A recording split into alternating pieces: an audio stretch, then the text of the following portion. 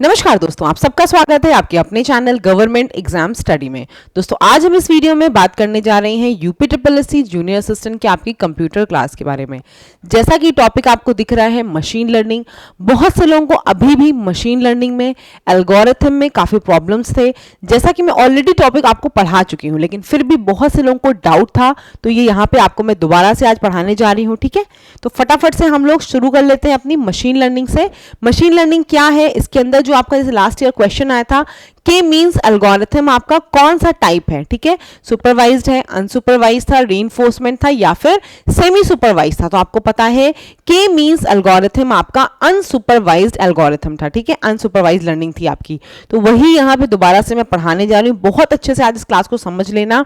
और बहुत से लोग लगातार मैसेज कर रहे हो प्रैक्टिस सेट के लिए, तो सुनो प्रैक्टिस सेट आपके कंप्लीट हैं, लगभग बन चुके हैं। मैं थोड़ा सा डिले क्लासेस में इसलिए हो जा रहा है क्योंकि मैं ऑफलाइन भी पढ़ाती हूँ और आपकी परीक्षाएं मुझे पता है कि अभी काफी समय है। अगस्त के पहले तो ये परीक्षा होनी नहीं है, तो समय पर्याप्त है। जितना आपके पास कंटेंट ऑलरेडी दिया जा चुका है उसको अच्छे से पढ़ो। बाकी जो और टॉपिक्स हैं आपके यूपी जीके है, जीएस है, हिंदी है, उनको अच्छे से आप स्ट्रॉन्ग करो। कंप्यूटर की जिम्मेदारी जब मेरी है तो मैं जितनी चीजें पढ़ाते चलूँ उसको पढ़ते चलो। जो थोड़े टॉपिक और प्रैक्टिस सेट है वो भी आपको जल्द ही दे दिए जाएंगे। बहुत से लोग पीडीएफ के लिए भी पूछ रहे थे, तो पीडीएफ के लिए बता दूं काफी लोगों ने पीडीएफ ले भी ली है। और जो लोग और इंटरेस्टेड हो पीडीएफ के लिए वो ले सकते हो। पीडीएफ कैसे ले सकते हो पीडीएफ मैं बता दे रही हूँ आपको, क्योंकि बहुत से लोग उसके लिए भी क्वेरी कर रहे थे। पहले तो आपको टेलीग्राम ग्रुप पे जाना है। आपको अभी वीडियो के लिंक के नीचे टेलीग्राम लिंक का डिस्क्रिप्शन मिल जाएगा।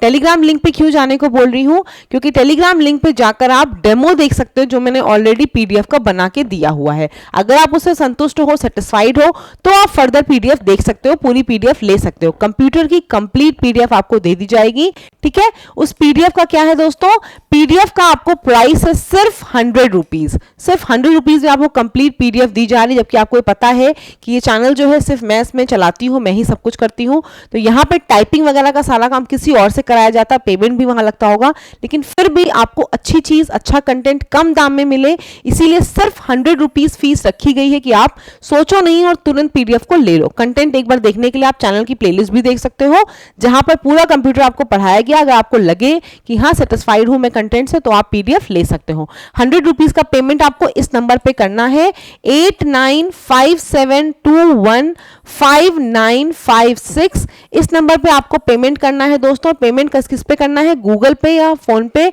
किसी से भी करके स्क्रीनशॉट आपको इसी नंबर पे शेयर भी करना है। ठीक है, इस नंबर पे पेमेंट करके इसी नंबर पे व्हाट्सएप पे शेयर कर देना है। मैं आपको कंप्लीट पीडीएफ प्रोवाइड कर दूंगी। ठीक, समझ में आ गया? नहीं आया तो कमेंट सेक्शन में पूछना, मैं दोबारा बता दूंगी। अब बात कर लेते हैं दोस्तों मशीन लर्निंग की। मशीन लर्निंग में क्या है, देखो आपको पता है ये किसका टॉपिक है, ये आर्टिफिशियल इंटेलिजेंस का है। एक बहुत बड़ा सा मैंने आपको ये डायग्राम 3-4 बार बता दिया है। ये पूरा बड़ा गोला किसका है, आपका एआई का है। एआई के अंदर क्या आता है, आपका मशीन लर्निंग आती है। और मशीन लर्निंग के अंदर क्या आती है, आपकी डीप लर्निंग आती है।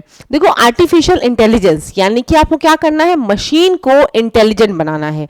मशीन को कैसे इंटेलिजेंट बनाओगे, जब जो है मशीन आपकी लर्न करना सीख जाएगी। देखो अपने एग्जाम में भी क्या होता है, कोई टॉपर बनता है, कैसे बनता है वो टॉपर, उसने बहुत ढेर सारी पढ़ाई की होती, लर्न किया होता है, ढेर सारे प्रैक्टिस सेट उसने सॉल्व किए होते हैं, तो वो क्या होता है, टॉपर बन जाता है। तो वही सेम चीज आपको अपने मशीन में करनी है। मशीन को लर्न करना सिखाना है। मशीन अगर लर्न करना सीख गया तो क्या है, ऑटोमेटिकली उसके अंदर क्या हो जाएगी, इंटेलिजेंस डेवलप हो जाएगी। ठीक है, ये समझ में आ गया मशीन लर्निंग का। अब देख लो यही आपको बता दूं कि मशीन लर्निंग जो है वो 2-3 तरीके से सिखाई जाती है। कैसे कैसे, एक आपकी होती है सुपरवाइज लर्निंग, अगली स्लाइड में देख सकते हो। एक है आपकी सुपरवाइज लर्निंग, जो क्या होती है, जो कि अंडर गाइडेंस होती है, अंडर एक टीचर की होती है। समझ लो ऐसे कि आप इससे मुझसे पढ़ रहे हो, तो मैं आपको प्रॉपर इनपुट दे रही हूं और प्रॉपर आउटपुट मिल रहा है। यानी सुपरवाइज में क्या है, आपके पास इनपुट भी है और आउटपुट भी है। ठीक, इनपुट और आउटपुट दोनों होगा तो वो क्या होगी, सुपरवाइज्ड होगी। जैसे कि क्या है, मैं आपको जो पढ़ाती हूँ मैं हमेशा कहती हूँ ना, प्रीवियस ईयर में ये चीज आई थी। यानी कि प्रीवियस ईयर मैंने देखा कि इस टॉपिक में इनपुट ये वाला टॉपिक था, तो आउटपुट क्या हुआ, अच्छा रिजल्ट रहा आपका। तो आपको मैं उसी के अकॉर्डिंग पढ़ा रही हूँ, यानी कि इनपुट भी है आउटपुट भी है। ये टॉपिक हमको पता है के मींस एल्गोरिथम वाला बहुत इंपॉर्टेंट है, हो सकता है दूसरा हमसे पूछ लिया जाए। तो ये क्या है आपके पास सुपरवाइज्ड में, एक आपके पास सुपरवाइजर होगा या कोई इंस्ट्रक्टर होगा जो आपको क्या करेगा, गाइड रीड करेगा, इनपुट और आउटपुट दोनों होंगे, प्लस यहाँ पे क्या होते हैं, लेबल्स के उसमें फॉर्म होता है, क्या होती है, चीजों पे आपकी लेबल्स मार्क होती हैं। तो आपको ये पता चल जाता है कि पिछली वाली चीज को हमने देखा था, उसका ये आउटपुट था, तो ये भी यही होगा। एक उदाहरण से समझा दूंगी तो हो सकता है और अच्छे से समझ में आ जाए। सपोज करो आप किसी छोटे बच्चे को क्या करते हो, बताते हो बेटा ये काऊ है या फिर गाय है, और साथ ही क्या करते हो, उसको दिखा देते हो कि वो देखो जा रही है, वो गाय है। तो बच्चा क्या करता है, उसको इनपुट दिखाया आपने कि ये क्या है, ऐसी जो आकृति की चीज दिख रही है वो गाय है, और आउटपुट भी बता दिया ये क्या है, जो ऐसा टाइप का जानवर होता है बेटा वो गाय होता है। अब जब बच्चा क्या होगा, किसी और भी जानवर को देखेगा तो वो क्या कहेगा कि नहीं ये गाय नहीं, गाय कैसी थी, गाय मैंने देखी हुई है। तो उसके पास क्या है, इनपुट भी था और आउटपुट भी था, तो वो इजीली गाय को क्या करेगी, क्लासिफाई कर सकता है। आप 50 जानवर खड़े कर दो, उसमें से बच्चा क्या करता है, काऊ को, डॉग को पहचान लेता है। क्यों पहचान लेता है, क्योंकि आपने उसको दिखाया होता है। जेब्रा है, जिराफ है, आपने बच्चे को अगर नहीं दिखाया होता है तो बच्चा कंफ्यूज रहता है। फोटो दिखाई होगी तो वो भी जान जाएगा, अदरवाइज आपने सामने दिखाया है तो जान जाएगा। समझ में आ रही मेरी बात? तो ये क्या है, सुपरवाइज था, आपके पास इनपुट भी था, आउटपुट भी था। तो मशीन को क्या होता है, सुपरवाइज लर्निंग में काम करना ज्यादा आसान होता है। क्या जनरली काम करती है सुपरवाइज लर्निंग में, दो काम होते हैं। एक आपका क्लासिफिकेशन का काम होता है, ठीक है, क्लासिफिकेशन का काम होता है। दूसरा किसका काम होता है दोस्तों, रिग्रेशन का, ठीक है, रिग्रेशन का। क्या होता है सुन लो, क्लासिफिकेशन का मतलब है क्लासिफाई करेगा। मैंने बताया ना, गाय है, घोड़ा है, हाथी है, क्या है, वो क्लासिफाई कर लेगा। रिग्रेशन क्या है, रिग्रेशन होती है पॉसिबिलिटी, यानी कि अब आज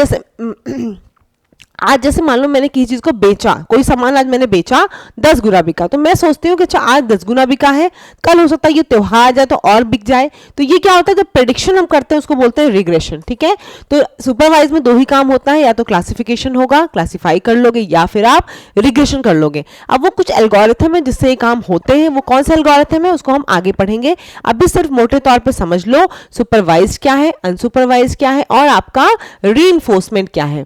अनसुपरवाइज में क्या होता है, देखो यहां पहली बात, आपको कोई क्या होता है, आपके पास आउटपुट नहीं होता है, सिर्फ क्या होते हैं आपके पास इनपुट होते हैं, कोई आउटपुट नहीं होता है यहाँ पे, ठीक है, सिर्फ इनपुट होते हैं, कोई आउटपुट नहीं होता है। तो यहाँ क्या है, मशीन के पास ढेर सारे इनपुट होते हैं, उसे क्या करना पड़ता है, क्योंकि वहां आपके पास कोई था जिसने सुपरवाइज करके आपको बता दिया ये ऐसा इनपुट आएगा तो ऐसा आउटपुट होगा।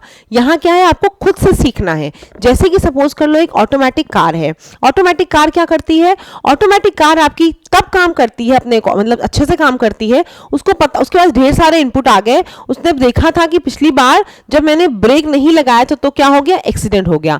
भीड़ भाड़ वाले एरिया में मैंने बहुत तेज गाड़ी ड्राइव की थी, तब क्या हो गया था, एक्सीडेंट हो गया। यानी ढेर सारे इनपुट क्या वो खुद आउटपुट बना रहा है, तो उससे क्या होता, अब वो ऐसे करके लर्न करता है। तो क्या है, जब अगली बार आपके साथ वो चीज होगी तो आपको पता रहेगा कि नहीं, पिछली बार जब ब्रेक मारा नहीं था तो एक्सीडेंट हो गया, तो इस बार क्या करना, हमें ब्रेक मारना है, भीड़ वाले एरिया में हमें धीमे धीमे चलना है। ये क्या है, आपकी अनसुपरवाइज लर्निंग है, जहां पर सिर्फ इनपुट होते हैं, आउटपुट नहीं होता है, यहाँ पे कोई लेबलिंग नहीं होती है आपके अनसुपरवाइज में, और क्या है, कोई भी आपको सुपरविजन करने के लिए नहीं होता है। क्लियर? अब सबसे लास्ट में आपका कौन सा है, रीइंफोर्समेंट लर्निंग होती है। ये किस पे बेस्ड होती है दोस्तों, ये आपकी बेस्ड होती है पेनाल्टी पे और रिवॉर्ड पे, यानी कि पनिशमेंट और रिवॉर्ड पे। पनिशमेंट यानी कि आपको पता है सजा, और रिवॉर्ड यानी कि आपको इनाम मिलता है। तो इनाम मिलता है किसी को भी तो क्या होता है, आप आम काम और अच्छे से करते हो, है ना। अब आपको ही ये पढ़ाया जाए और इसके अकॉर्डिंग चीजें आ जाए एग्जाम में, आप अच्छा परफॉर्म करके आ जाओ, तो क्या होता है, पढ़ने का और मन करता है। देखो जिसका एक एग्जाम निकल जाता है वो 10 और एग्जाम की तैयारी कैसे कर लेता है। भाई मेरा छोटा सा एग्जाम निकल गया तो मैं आगे और एंथुसियास्टिक होकर कि नहीं वो एग्जाम तो निकल गया, चलो अब PCSIS की तैयारी कर लेते हैं। तो क्या है ये, क्योंकि मुझे रिवॉर्ड मिला मेरे पढ़ने का। अब जिसका रिवॉर्ड नहीं मिल रहा होता, जिसको एग्जाम में सिलेक्शन नहीं मिल रहा होता है, कहीं ना कहीं तो वो नेगेटिव हो जाता है, उसका नेगेटिव माइंडसेट हो जाता है। एक और उदाहरण बता दो तो और अच्छे समझ में आ जाएगा। आप में से कई लोगों ने PK मूवी जरूर देखी होगी, मैंने भी उदाहरण कहीं देखा था, सुना था आज, तो बहुत अच्छा लगा, मुझे लगा इससे आपको समझाऊंगी तो बहुत बेहतर तरीके से आपको समझ आ जाएगा।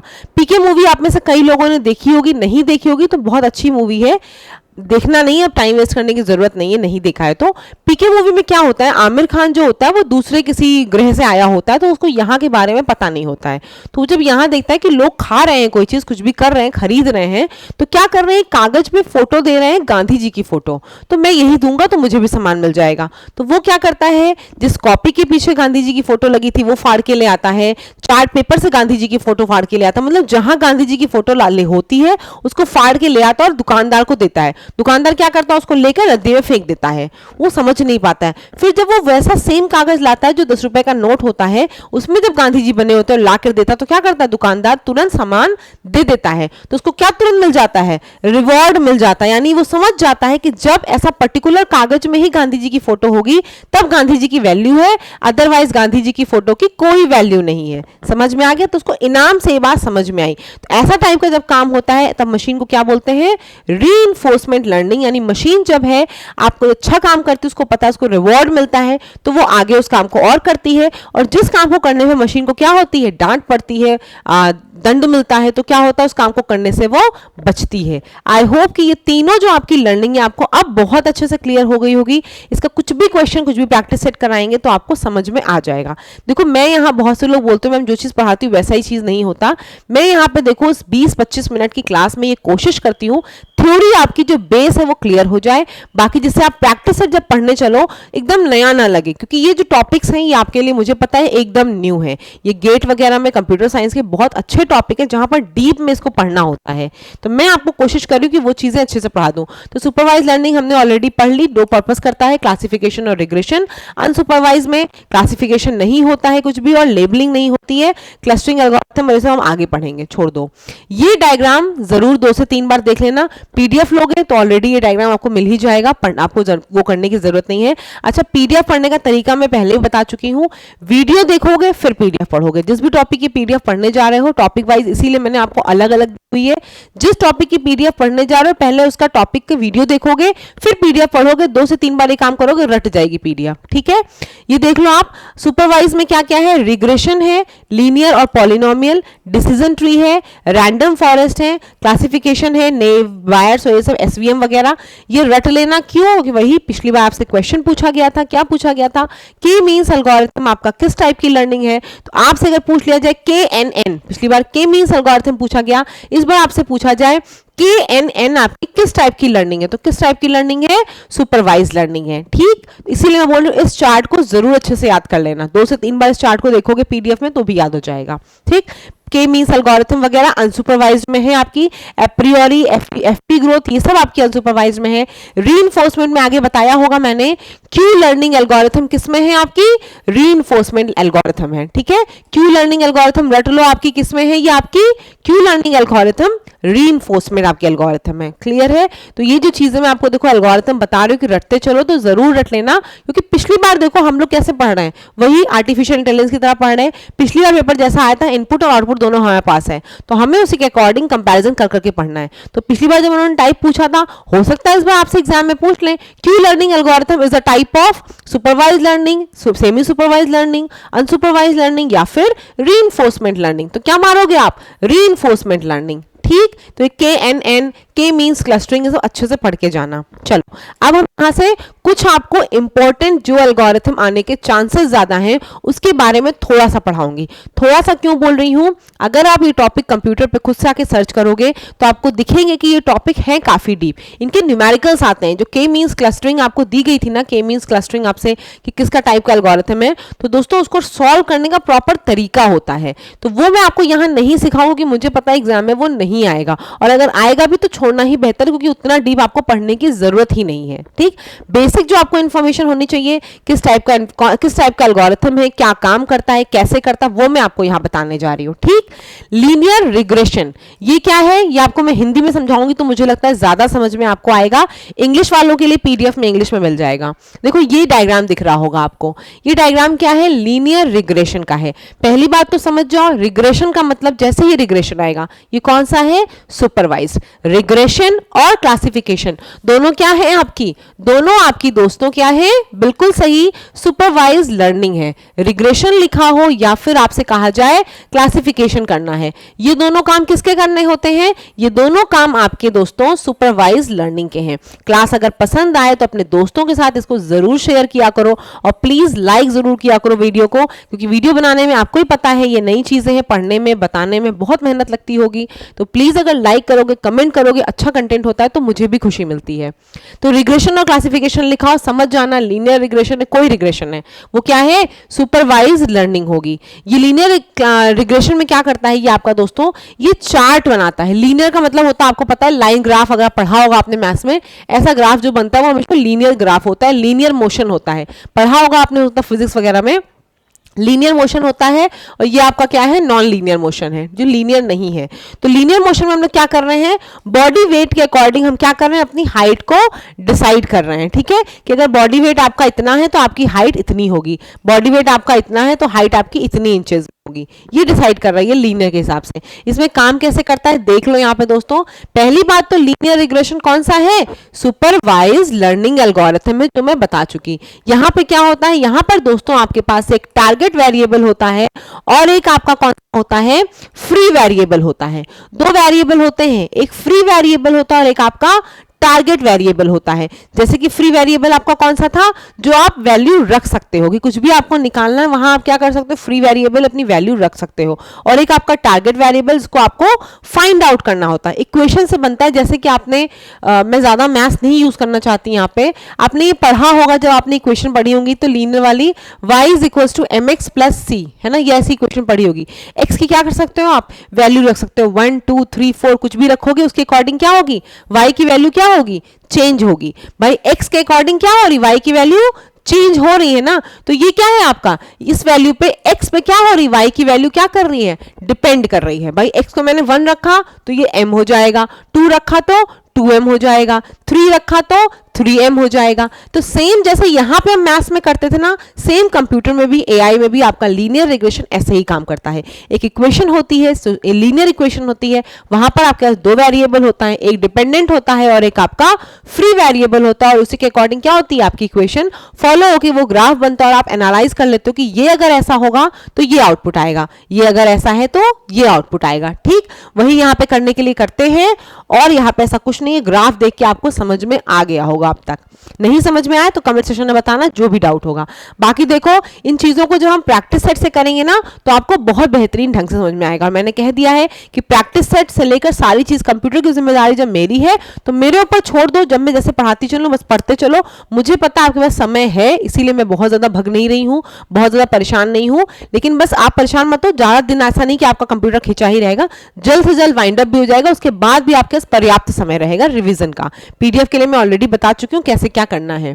लॉजिस्टिक रिग्रेशन, देखो ये क्या है, लॉजिस्टिक रिग्रेशन जो होता है सेम कैसे काम करता है, लीनियर रिग्रेशन की तरह। मैंने आपसे अभी क्या बता दिया कि जहां आए या फिर क्लासिफिकेशन आए वो क्या होती है आपकी सुपरवाइज लर्निंग। ठीक, तो लॉजिस्टिक रिग्रेशन क्या है, सेम आपका लीनियर की तरह काम करता है। बस ये क्या है, लीनियर में क्या था, इक्वेशन बन रही थी, इक्वेशन के हिसाब से काम हो रहा था। लॉजिस्टिक में सिर्फ क्या है, यस या नो बताता है। ये जनरली जो है लॉजिस्टिक वाला आपका क्लासिफिकेशन के लिए यूज होता है। जैसे कि मान लो किसी बच्चे ने क्या किया, कहीं बाहर गया तो उसने देखा कि ये गाय बनी हुई है, तो तुरंत क्या होगा, लॉजिस्टिक रिग्रेशन वहां होगा और तुरंत क्या बताएगा कि ये जो है वो क्या है, गाय है। यानी कि तुरंत उसके माइंड में जाएगा गाय को देख कर कि क्या है, गाय, यस या फिर नो, तो तुरंत क्या हो जाएगा कि हाँ ये गाय है।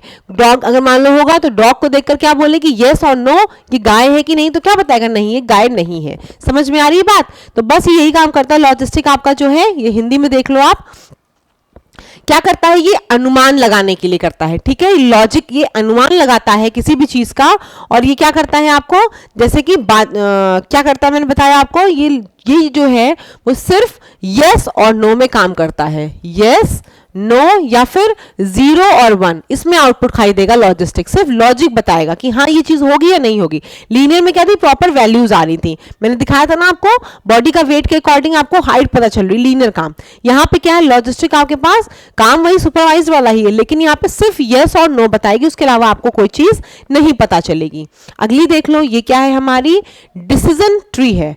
देखो प्लीज चीज़ मैं बार बार बोलती हूँ, अच्छा नहीं लगता मुझे वीडियो के बीच में बोलना ये चीज़, लेकिन अगर आपसे नहीं बोलो तो मुझे पता है ना ही कोई चैनल को सब्सक्राइब करता है और ना ही कोई वीडियो को लाइक और अपने दोस्तों के साथ शेयर करता है। इसीलिए बार बार कहती हूँ कि मेहनत लगती है और आप जब इस काम को करते हो देखो तो हर किसी को खुशी मिलती है। आप पढ़ाई करते हो, आपका सिलेक्शन होता है तो आपको खुशी मिलती है, मेरा पढ़ाया हुआ कंटेंट आ जाता है तो मुझे खुशी मिलती है, और अगर आप मेरी वीडियो को भी पसंद करते हो तो भी अच्छा लगता है और बनाने में एक्साइटमेंट आती है, मजा आती है कि अच्छा लोग पसंद कर रहे हैं, आप लोगों को अच्छा लग रहा है कंटेंट। और कोशिश मैं ये करती हूँ बिना बकवास किए फटाफट से आपको चीजें दे दूं। इसीलिए देखो मैंने लाइव क्लास बोला था लेकिन ली नहीं। लाइव क्लास हम प्रैक्टिस सेट में कोशिश करेंगे अगर कर पाए तो, लेकिन मुझे लगता है लाइव क्लास में टाइम ज्यादा वेस्ट होता है, वहां आप लोग कुछ ना कुछ कमेंट करते हो उसका आंसर देना पड़ता है तो वो ज्यादा लंबी खिंच जाती है, और ये क्या है रिकॉर्डेड फटाफट से खत्म हो जाती है। चलो बिना टाइम वेस्ट किए हुए, डिसीजन ट्री क्या होती है, ये भी आपका सुपरवाइज लर्निंग है।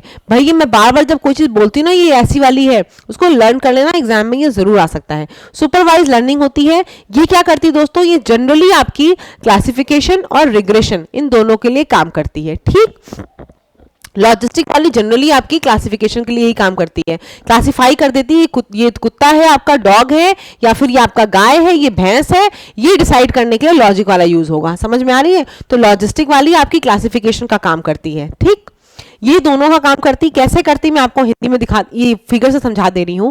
ये क्या होती है, इसमें एक डिसीजन नोड होती है। डिसीजन नोड की क्या होती है, ढेर सारी आपको दिख रही है, क्या होती है, ब्रांचेस होती हैं, इन्हें क्या बोलते हैं हम, ब्रांचेस। तो डिसीजन नोड की क्या होती है, ढेर सारी ब्रांचेस होती है, देखो डिसीजन नोड की, और लास्ट में जो आउटपुट मिलता है वो क्या है आपका, लीफ नोड। और लीफ नोड में क्या है, एक भी ब्रांच नहीं है। ये काम कैसे करता है, सपोज करो मेरे घर में क्या है, आटा नहीं है, क्या नहीं है घर में, आटा नहीं है। ठीक है, तो आपको क्या करना है, आपको क्या करना है दोस्तों, आटा है कि नहीं, आटा नहीं है, नहीं, आटा है या फिर नहीं, आपने पूछा है या फिर नहीं। अगर है तो कोई बात ही नहीं, आपको क्या होगा, मार्केट नहीं जाना है। लेकिन अगर नहीं है तो क्या होगा, आपको मार्केट जाना होगा। मार्केट जाने के पहले आप क्या पूछोगे कि भाई बारिश तो नहीं हो रही है, रेन तो नहीं हो रही है। अगर रेन हो रही है हाँ तो क्या होगा, फिर आप मार्केट नहीं जाओगे, और अगर नहीं हो रही होगी तो क्या करोगे, आप मार्केट जाओगे। आ रही मेरी बात समझ में? ये एक एग्जाम्पल दिया है, ऐसा एग्जाम्पल नहीं है आपका, वो जो मशीन काम करती है वो उसका काम, वो जब अपना जो आप डेटा दोगे मशीन उसके अकॉर्डिंग काम करेगी। मैं सिर्फ आपको समझा रही हूँ कि सपोज करो आपके घर में आटा है या नहीं है। अगर है तो आपको मार्केट नहीं जाना है, लेकिन अगर नहीं है, ये डिसीजन नोट चल रहा है, तो क्या होगी, नहीं है तो पहले बाहर देखो कि बारिश तो नहीं हो रही है। अगर बारिश हो रही है तो फिर क्या है, मार्केट नहीं जाओगे, लेकिन अगर नहीं हो रही तो क्या करोगे, आप मार्केट जाओगे और अपना सामान ले आओगे। समझ में आ रही है? ऐसे आपका एक डिसीजन नोड वाला काम करता है। अगर सुपरवाइज लर्निंग की बात करें हम मशीन के टर्म्स, मशीन चेक करती, पूरा हर चीज को क्लियर करती है, फिर आपका काम करती है। क्योंकि ऑलरेडी क्यों मैंने बताया कि रेन हो रही तो नहीं जाएंगे, क्योंकि रेन हो रही थी तो मैंने ऑलरेडी बता रखा है, उसमें फीड कर रखा है कि ये इनपुट अगर है, अगर रेन होती तो आपको बाहर नहीं जाना, तो आउटपुट 0 हो जाता है। ठीक, डिसीजन ट्री हिंदी में देखो ये लिखा हुआ है, पूरा अच्छे से पढ़ लेना। ये आपका क्लासिफिकेशन और उसके लिए रिग्रेशन दोनों के लिए यूज होता है।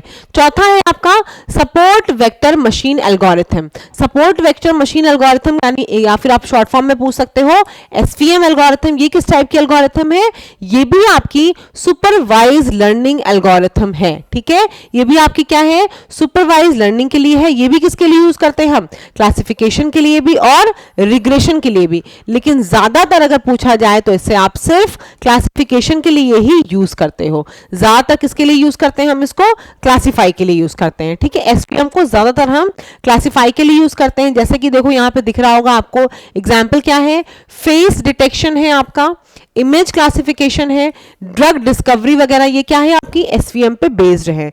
वही क्लासिफिकेशन समझ में आ गया होगा आपको, इसीलिए मैंने बच्चे वाला एग्जांपल दे दिया था हर जगह कि क्लासिफाई करना हो, मशीन को देखते बताना ये क्या चीज है, क्योंकि उसके पास इनपुट आउटपुट दोनों। ऐसे बच्चे के पास गाय की फोटो है, उसको पता है ऐसी कोई भी चीज आएगी वो गाय होगी, तो वो तुरंत बता देता कि ये गाय है। समझ में आ रही बात? क्लासिफाई करना उसके लिए आसान है। या एसवीएम भी क्या करता है, क्लासिफाई के लिए काम करता है। देखो कैसे करता है, ये आपको दिख रहा होगा फिगर, यहाँ पे क्या है, ये जो नीचे वाला प्लेन है आपका, ये ब्लू वाला, ये नेगेटिव प्लेन होता है, ये ऊपर वाला आपका प्लेन क्या है, पॉजिटिव प्लेन है। ये आपका क्या है, किसी भी चीज को करने के लिए ये मैक्सिमम मार्जिन है, यहां तक क्या हो सकता है, जा सकती है चीज। ये देखो मैं एग्जांपल आपको गाय का हर बार दे रही हूं, लेकिन आपको पता है कि जब मशीन काम करती है, रोबोट कोई काम करता है, आपके घर में आपने मूवी देखी होगी, अभी आई थी वो कृति सेनन वाली आई थी, मुझे मूवी का नाम नहीं याद है, गाना जरूर याद है, तेरी बातों में ऐसा उलझा जिया करके जो थी, उसमें देखा होगा अगर आपने, तो जो रोबोट थी उसको कमांड सारी फीड थी कि ऐसा होने पे ऐसा करना है, ऐसा होने पे ऐसा करना है। इसीलिए देखो हमेशा जो क्या नाम था उसका एक्टर का, शाहिद कपूर था, वो लगातार क्या हो रहा था, भग रहा था कि अब ये ऐसा होगा तो ये ऐसा कर देगी, तो बचाता था उसको कि नहीं तो झूठ नहीं बोलती है, क्योंकि उसके अंदर चीजें फीड थी, तो वो वही चीज बताती थी। उसको ऐसा नहीं था कि हमारे हिसाब से हम लोग जैसे हैं कि अच्छा अगर ऐसा करना तो झूठ बोल देना बच जाएंगे, उसको ऐसा कुछ नहीं था, उसको बताया हुआ था ऐसा कमांड आएगा तो आपको ये करना है। वही सेम चीज यहां पर हम फॉलो कर रहे हैं। इसको बार बार मैं बोल रही हूँ, एग्जाम्पल आपको समझा रही हूँ, लेकिन ये मशीन में इंप्लीमेंट होता है। जैसे मशीन में क्या होता है, जब एसवीएम टेक्नोलॉजी यूज करते हैं, एसवीएम एल्गोरिथम यूज करते हैं, तो वो क्या करती है, एनालिसिस करने के लिए, क्लासिफाई करने के लिए क्या करती है, प्लेन्स बनाती है अपने। ये आपकी रेंज जो होती है नेगेटिव प्लेन की, ये आपकी क्या होती है, आउटपुट उसकी सॉरी पॉजिटिव की प्लेन होती है, और ये आपका मैक्सिमम मार्जिन यहां तक जा सकता है। इसके अकॉर्डिंग क्या होता है, यहाँ पे देखो क्या है, ये आपके सपोर्ट वेक्टर्स हैं। वो क्या करते हैं, वो एनालाइज करते हैं कि हमको पॉजिटिव हाइपर प्लेन में ज्यादा दिख रही चीजें या फिर नेगेटिव में ज्यादा दिख रही है, और उसके अकॉर्डिंग क्या करता है, अपना जो भी आंसर होता है, आउटपुट जो होता है, वो आपको दे देता है। आई होप कि आपको समझ में आ रहा होगा। देखो चीजें बहुत कॉम्प्लिकेट मत करना, बार बार समझा रही हूं, ये जो चीजें आपको दे रही हूं, समझा रही हूं, इसको अच्छे से सुनो और समझो, पढ़ो, बाकी ज्यादा कंफ्यूज मत हो। मैं जब आपको क्वेश्चन कराऊंगी तो चीजें समझ जाओगे। कुछ चीजें ध्यान रखो, जैसे कि कौन सी चीज आपकी सिर्फ क्लासिफिकेशन के लिए यूज हो रही है, कौन सी चीजें आपकी सिर्फ रिग्रेशन के लिए यूज हो रही हैं, या फिर कौन सा सुपरवाइज है, कौन सा अनसुपरवाइज है। ये बेसिक चीजें अच्छे से याद रखो, वो एग्जाम के पॉइंट ऑफ व्यू से बहुत जरूरी है। ठीक, नेव बायस एल्गोरिथम, इसमें क्या है, देखो वेज में आपका ये भी सुपरवाइज लर्निंग है। ये क्या करता है दोस्तों, ये प्रिडिक्शन करता है। प्रिडिक्शन कैसे करता है, प्रोबेबिलिटी पे बेस्ड। ठीक है, किस पे करता है, देखो प्रोबेबिलिटी पे। प्रोबेबिलिटी आपने पढ़ी होगी हो सकता है मैथ्स में। तो प्रोबेबिलिटी क्या होती है, संभावना, किसी की संभावना क्या है, बारिश होने की क्या संभावना है, 365 दिन में कितने दिन बारिश होने की संभावना होती है। या फिर आपसे पूछा जाता है, आपने क्वेश्चन आगे किए होंगे कि आपको कार्ड दिया जाता था ना, ताश के पत्ते जो होते हैं, पूछा जाता था इसमें रेड कार्ड आने की संभावना क्या है। तो वैसे ही सेम ये जो आपकी टेक्नोलॉजी है, ये भी टेक्नोलॉजी बार बोल दे रही हूँ, ये भी आपका एल्गोरिथम किस पे काम करता है, प्रोबेबिलिटी पे, कि क्या प्रोबेबिलिटी इस चीज के होने की, उसी पे बेस्ड है ये आपका। ठीक, तो ये आपका क्या है, ये लर्निंग एल्गोरिथम जो है ये प्रेडिक्शन पे बेस्ड होता है। और वो प्रेडिक्शन किस पे बेस्ड है दोस्तों, प्रोबेबिलिटी पे। ये देख लो, इसको इसीलिए बोलते हैं, नेव को क्या बोलते हैं हम, भविष्य कहने वाला मॉडलिंग। क्या बोलते हैं इसको, भविष्य कहने वाला। तो नेव अगर पूछा जाए आपकी, नेव जो बेस है वो किस पे काम करता है, तो आपको पता होना चाहिए। पूछा जाएगा एग्जाम में आपसे कि प्रोबेबिलिटी पे जो है कौन सा एल्गोरिथम काम करता है, तो प्रोबेबिलिटी पे नेव बेस करता है। इसको क्या कहते हैं, भविष्य कहने वाला मॉडलिंग कहते हैं दोस्तों। और इसमें क्या करते हैं, अच्छा इसमें और कुछ नहीं इंपॉर्टेंट है। ठीक है, तो ये भविष्य को बता देता है आपके किस अकॉर्डिंग, प्रोबेबिलिटी के अकॉर्डिंग कि ऐसी चीजें हो सकती हैं। के नियरेस्ट नेबर, ये इससे कंफ्यूज मत होना, के नियरेस्ट नेबर और के मींस क्लस्टरिंग। के मींस क्लस्टरिंग आपकी अनसुपरवाइज्ड है, के नियरेस्ट नेबर आपका क्या है, सुपरवाइज्ड है। रट लो इसको, ये सुपरवाइज्ड लर्निंग के लिए है, दोनों काम करता है ये। और ये कैसे करता है दोस्तों, ये अपने अपने अगल बगल में के पॉइंट्स को डिफाइन कर लेता है। के नियरेस्ट नेबर क्या करता है, कोई प्रॉब्लम सॉल्व करने के लिए अपने अगल बगल में एक सेट ऑफ पॉइंट्स डिसाइड करता है, जिसे हम के पॉइंट्स बोलते हैं। और नियरेस्ट नेबर में अगर प्रॉब्लम सॉल्व हो जाती है तो बढ़िया, नहीं होती है तब फिर हम उसके आगे जाते हैं। समझ में आ रही है बात। ठीक है, इसमें देखो यहाँ लिखा भी हुआ है कि ये प्रशिक्षण सेट, और इसको विभाजित करने के बजाय प्रशिक्षण सेट के रूप में संपूर्ण डेटा का उपयोग करता है। कैसे करता है, देखो यहाँ लिखा है, एक एल्गोरिथम क्या करता है, के निकटतम इंस्टेंस के खोजने के लिए पूरे डेटा सेट के माध्यम से जाता है, या के सबसे नए रिकॉर्ड के समान इंस्टेंस की संख्या, और फिर आउटपुट करता है। और क्या करता है, इसका जो मान होता है उपयोगकर्ता द्वारा निर्दिष्ट होता है। ये तो आपको पता ही है कि पहले चीजें डिफाइन तो है, तो हमें खाली कंपैरिजन करके अपना आंसर लाना होता है। सुपरवाइज लर्निंग में यही बहुत अच्छी चीज है। के मींस क्लस्टरिंग देखो क्या है, ये आपकी अनसुपरवाइज लर्निंग है। के मींस क्लस्टरिंग क्या है, अनसुपरवाइज लर्निंग है। इसको मैंने हिंदी में लिखा होगा, हाँ देखो यहां से देख लो, अनसुपरवाइज लर्निंग है। इसमें क्या होता है, यहां भी वही काम करते, बस यहां पे क्या होता है, क्लस्टर के उसमें होता है। वहां क्या था, के जो आपके थे, के नियरेस्ट नेबर थे, जो आसपास के नोड्स थे उनको देखता है। ठीक है, नियरेस्ट नेबर ये क्या करते हैं, क्लस्टर्स को फॉर्म कराते हैं। क्लस्टर्स को ये क्या करता है, क्लस्टर्स के बेस पे काम करता है। सबसे बड़ी बात क्या है, वहां आपके पास आउटपुट भी था, यहाँ क्या है, सिर्फ इनपुट है। आपको ये देखना होगा कि क्या आउटपुट आ सकता है। ठीक, की मीन्स एल्गोरिथम। यहाँ पर यहाँ से कोई इंपॉर्टेंट ऐसी चीज नहीं है जो मैं आपको बताऊं, अभी आगे वाले में है वो बता देंगे। रैंडम फॉरेस्ट एल्गोरिथम, ये कौन सी है? ये सुपरवाइज लर्निंग है। ये किसके लिए यूज होती है? क्लासिफिकेशन और रिग्रेशन दोनों के लिए यूज होती है दोस्तों। और ये क्या करती है आपकी बताओ? ये आपकी दोस्तों इसको देख लो, ये इंपॉर्टेंट है, ये आपकी फास्ट एल्गोरिथम है और एफिशिएंटली किससे डील कर सकती है? अगर कोई डेटा मिसिंग है या फिर इनकरेक्ट है, कोई भी डेटा अगर आपका मिसिंग या इनकरेक्ट होता है तो क्या करती है? रैंडम फॉरेस्ट एल्गोरिथम वहां यूज की जाती है। ये लाइन बहुत इंपॉर्टेंट है, ये ध्यान देना। आपसे पूछा जाए एग्जाम में कौन सी एल्गोरिथम है जो मिसिंग या इनकरेक्ट डेटा को के लिए यूज की जाती है, आप बताओगे रैंडम फॉरेस्ट एल्गोरिथम यूज की जाती है। आगे देख लो, ये आपकी एप्रियोरी एल्गोरिथम है। ये दोस्तों आपकी अनसुपरवाइज लर्निंग होती है और ये क्या करती है? ढेर सारे आइटम्स जो आपके आसपास के हैं उनको लेकर यूज करती है। ये तो इंपॉर्टेंट नहीं है, बस आपको ये जानना है एप्रियोरी है तो वो अनसुपरवाइज लर्निंग का है। बाकी मैं आपको दूंगी तो आप पीडीएफ में पढ़ लेना, इतना इंपॉर्टेंट इसका नहीं, कि देखो बहुत चीजें बहुत टफ है। इसे ब्रेड्थ फर्स्ट सर्च है, ठीक है। ये एल्गोरिथम क्या यूज करती है? ब्रेड्थ फर्स्ट सर्च, बीएफएस पे यूज करती है और हैश ट्री को यूज करती है कैलकुलेट करने के लिए। जो आइटम सेट उसके आसपास के उनको यूज करने के लिए दो चीजों का यूज करती है, बीएफएस ब्रेड्थ फर्स्ट सर्च और आपका हैश ट्री को यूज करती है। क्लियर?